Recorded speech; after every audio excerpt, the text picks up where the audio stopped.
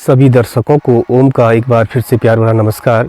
आज मैं आपको अपने ऐतिहासिक स्थलों के क्रम में दूसरा स्थान दिखाने जा रहा हूं। पिछले ब्लॉग में मैंने आपको बताया था कि चांदपुर गढ़ी, जहां पर अजय पाल का महल मैंने आपको अपने ब्लॉग में दिखाया। आज उसी सीरीज़ में दूसरा जो अजय पाल का दूसरा महल है, अर्थात अजय पाल ने जब उसके बाद चांदपुर गढ़ी से देवलगढ़ अपनी राजधानी जब स्थानांतरित की थी, उस स्थान पर लेके मैं आपको आज जा रहा हूं।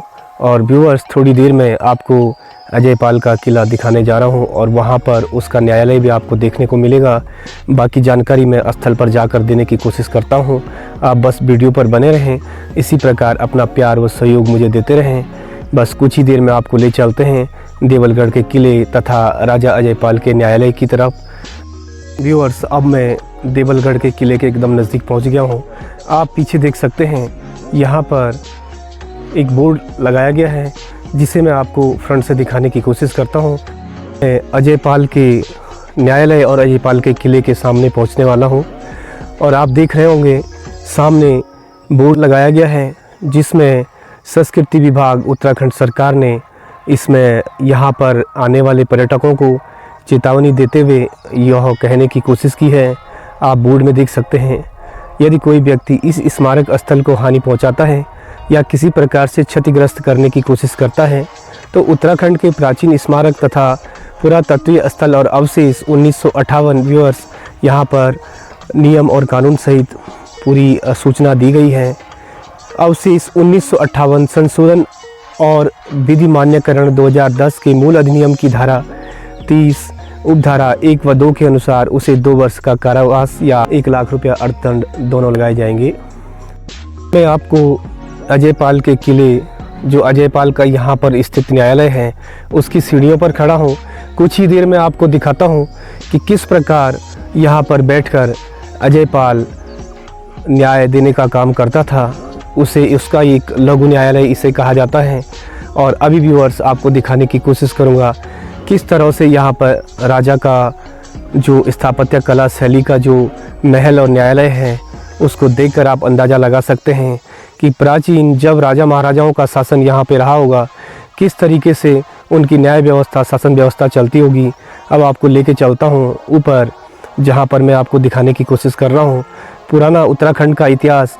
पवार वंश का 37वां शासक राजा अजय पाल यहाँ पर अपनी राजधानी चांदपुर गढ़ी से शिफ्ट करके देवलगढ़ लेकर आता है। बस उसी को मैं आपको दिखाने की कोशिश करने जो है इस स्थान पर आया हूँ। आपको धीरे धीरे स्टेप बाय स्टेप सीढ़ी से ऊपर लेके जा रहा हूँ और आप देखेंगे विभिन्न प्रकार की कलाकृतियाँ इस स्मारक पर बनी हैं और यह जो राजा द्वारा बनाया गया एक महल का एक पार्ट्स है, उसे दिखाने की कोशिश कर रहा। अब आप देख सकते हैं किस प्रकार स्थापत्य कला को गढ़कर, इन पत्थरों को तराश कर, इनको मिलाकर किस तरीके से इनको जोड़ा जाता है।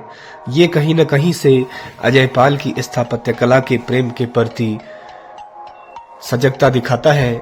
यह इसका न्यायालय है जहां से बैठकर राजा अजय पाल न्याय करने का काम करता था।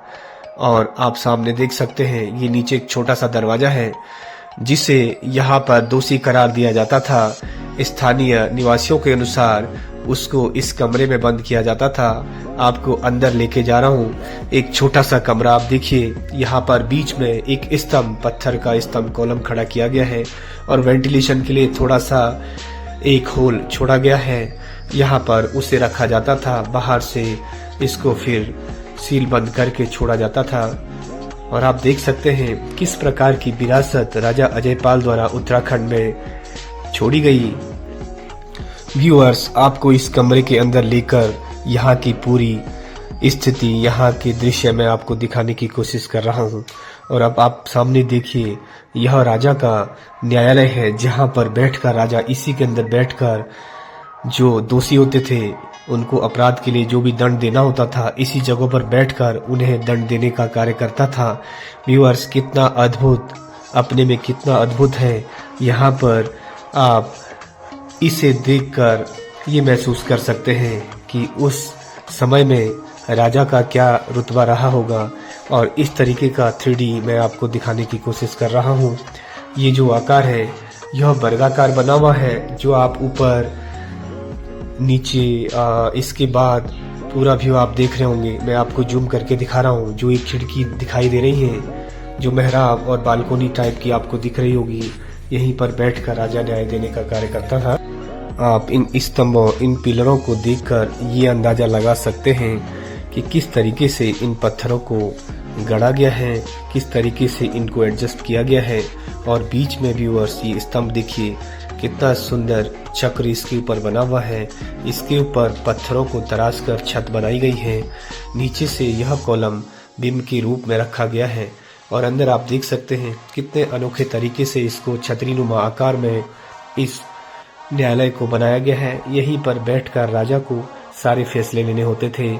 और ये आप देख सकते हैं इन कॉलम, इन स्तंभों की खूबसूरती कितनी बेहतर है। चारों तरफ से खिड़कियां रखी गई हैं, अर्थात राजा को कहीं भी देखना होता था वो इन सारी खिड़कियों से देख सकता था।